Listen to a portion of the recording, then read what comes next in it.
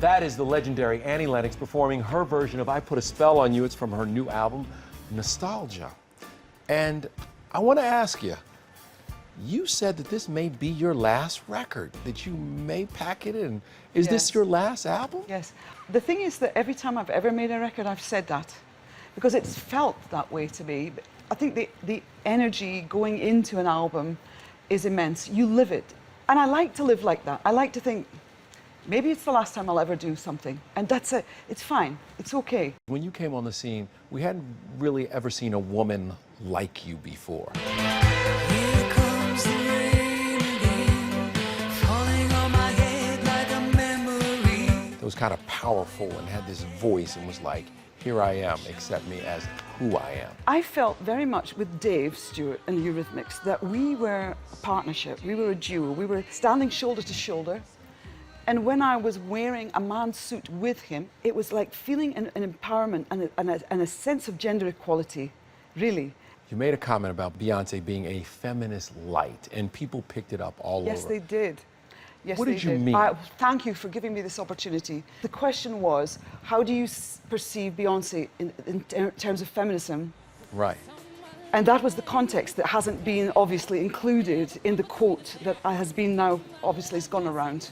Sure. When saying, I said, well, I think Beyonce's Feminist Lite, an individual like Eve Ensler, who wrote the Vagina Monologues, is a woman who lives through her passion and her dedication to supporting women and women's rights, and this woman is feminist heavy. So if I might take the chance to review this quote, because I adored Beyonce, and Sure. It's difficult, you know, you give interviews and people take a little quote, like I said. I take issue with the sexualization of young girls. It is something that is so prevalent nowadays, and I think I am not a prudish person, but I am disturbed by what I see, this kind of hardcore, once somebody breaks the door through and everybody's kind of sexualized in such a way, it concerns me for young girls coming up. Tell me why. Any thoughts of maybe getting the Eurythmics back together, doing something with Dave? Do you ever think about getting back together? Since you asked the $100 question, is it a $1,000 question?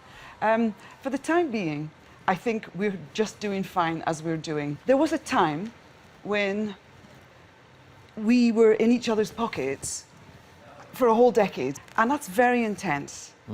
And I think at the end of that decade, when we came out of it, we both sort of realized that we both had to take a separate journey. And we never said that we were separate or broken up, because we just never know. Well, you know what? Keep singing, keep writing songs. Don't go anywhere, okay? Okay, All right, tour well, again. Tour, we'd appreciate Keep it. asking the questions. Keep doing the interviews. I will. Thank you for Okay. being here today, Anne. Thank you, it's a pleasure. It was awesome.